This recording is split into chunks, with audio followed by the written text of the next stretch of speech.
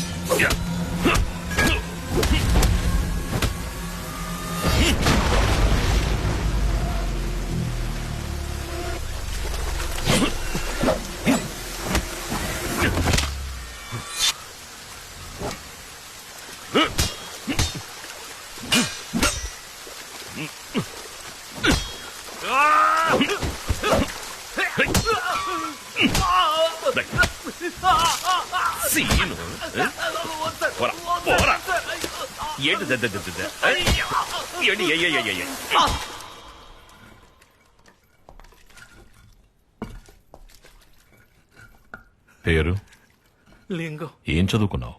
6వ తరగతి sir. Sir ఆపైన ఎందుకు చదవలా? మా బాబు చనిపోయాడు సార్.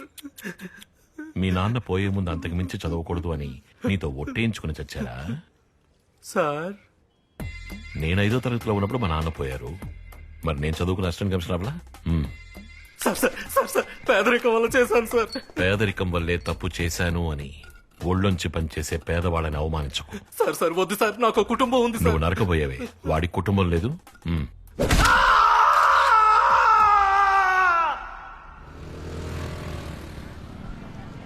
ఏమయ్యా 10 ఏళ్లుగా పట్టుకోలేని గ్యాంగ్ ని 10 రోజులు ఎలా పట్టుకున్నారయ్యా? బెజవాడలో ఎక్కువగా మాటలు జరుగుతున్నాయని పోయిన నెల డీసీ ఆఫీస్ లో మీటింగ్ జరిగింది. బెజవాడ చుట్టూ జరిగే అన్ని మర్డర్లు జైల్లోనే ప్లాన్ చేస్తున్నారట.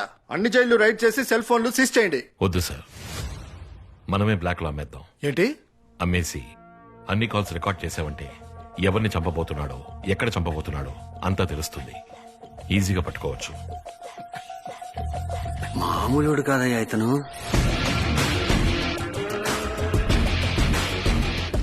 వీళ్ళని ఎన్కౌంటర్లో లేపేసి ఉండాలి సార్. ప్రాణం తీసే హక్కు మనకు లేదు సాహెబ్. కట్టు కట్టడమే తప్పు. వేరే దారి లెక్క చేస్తున్నాం. అక్యూజ్డ్ ఫ్యామిలీస్ పిలు. ఇలా రండమ్మా.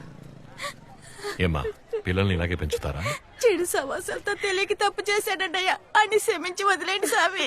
నువ్వైనా చెప్పచ్చుగా. సరే సరే, ఏడవకు.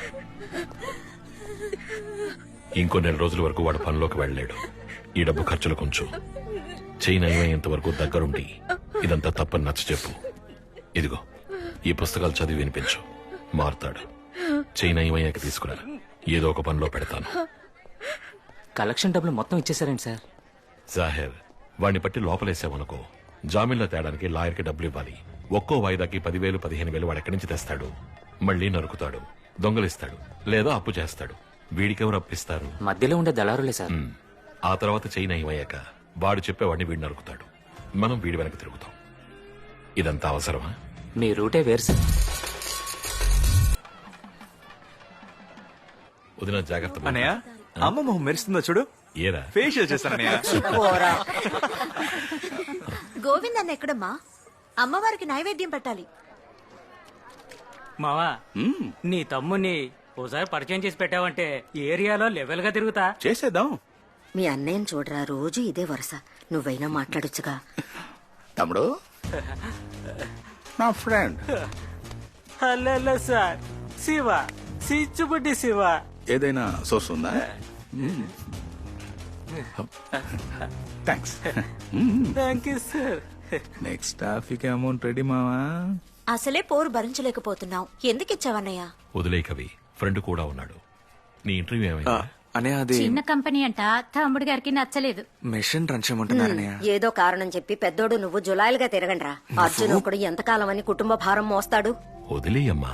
లేదు చెయ్యి. నీకు సెట్ అయ్యే ఉద్యోగం దొరికే వరకు నువ్వు ట్రై చేస్తూ ఉండు, నేను చూసుకుంటా.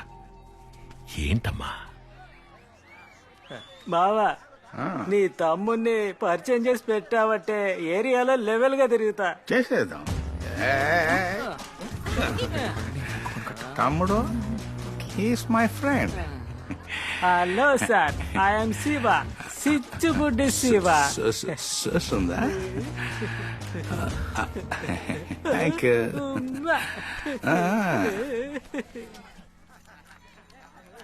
బావా, నీ తమ్ముడిని పరిచయం చేసి పెట్టావంటే ఏరియాలో లెవెల్ గా తిరుగుతా చేసేద్దాం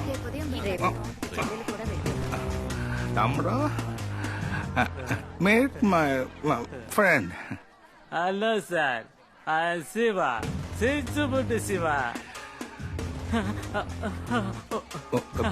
చూస్తుందా దట్స్ ఓకే చూస్తుంది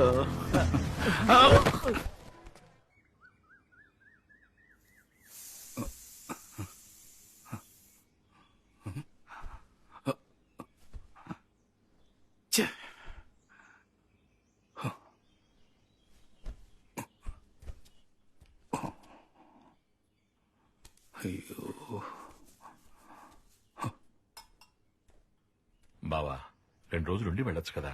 లేదు బాబు గారు, వైజాగ్ వెళ్లే తీరాలి. సారీ తమ్ముడు, నిన్న పెద్ద తప్పు చేశాను. పర్వాలేదు, వదిలేయన్నయ్యా. అది కాదు తమ్ముడు, నిన్న నా ఫ్రెండు సిచ్చిబుడ్డి శివ జాతరకొచ్చాడు. అతని నీకు పరిచయం చేయడం మర్చిపోయాను.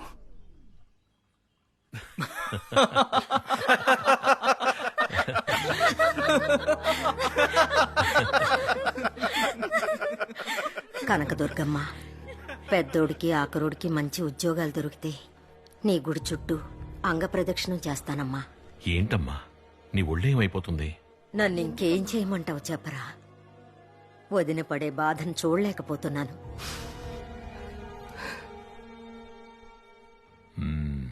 నిన్ను వదలండి వదలండి వదలమంటానా? వదలండి వదలండి. ఎక్కడికి వెళ్తాం? తమ్ముడు శరణమయ్యప్ప.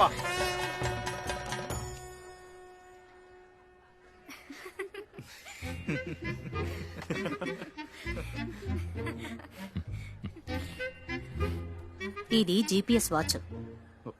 నువ్వు కనుక మందు కొట్టు వైపు వెళ్ళావనుకో, నేను ఇంట్లో ఉండి కనిపెట్టేస్తాను. ఇక మీద నీ మీద ఒట్టు తాగను బంగారం.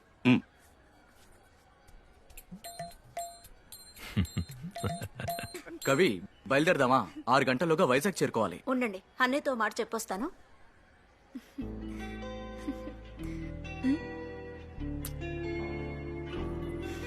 ఇప్పుడు ఏం చేస్తున్నారు ఇంజనీర్ సార్? ఇంజనీర్ గారు, ఉద్యోగం వెతికారు, ఉద్యోగం వెతుకుతున్నారు, ఉద్యోగం వెతుకుతారు.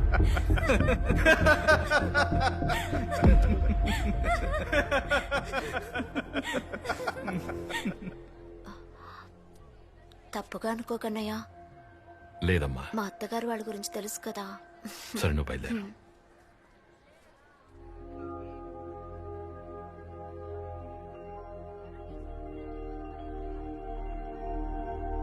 అమ్మ చాలా బాధపడుతోందిరా. ఏదో ఒకటి చేయరా. జస్ట్ 8,000 10,000 జీతానికే ఇతర స్టేట్స్ నుండి లక్షల మంది వచ్చారు సీనియర్. మన కుర్రోళ్ళు చదువుకొని ఉద్యోగం రాలేదని మొత్తుకుంటున్నారు. కంపెనీ వాళ్ళు కుర్రోళ్ళకి స్కిల్ సరిపోలేదంటున్నారు. ఈ సిచ్యువేషన్ లో కొన్ని పెద్ద కంపెనీలు వేల కొద్దీ ఉద్యోగుల్ని తీసేస్తున్నారు.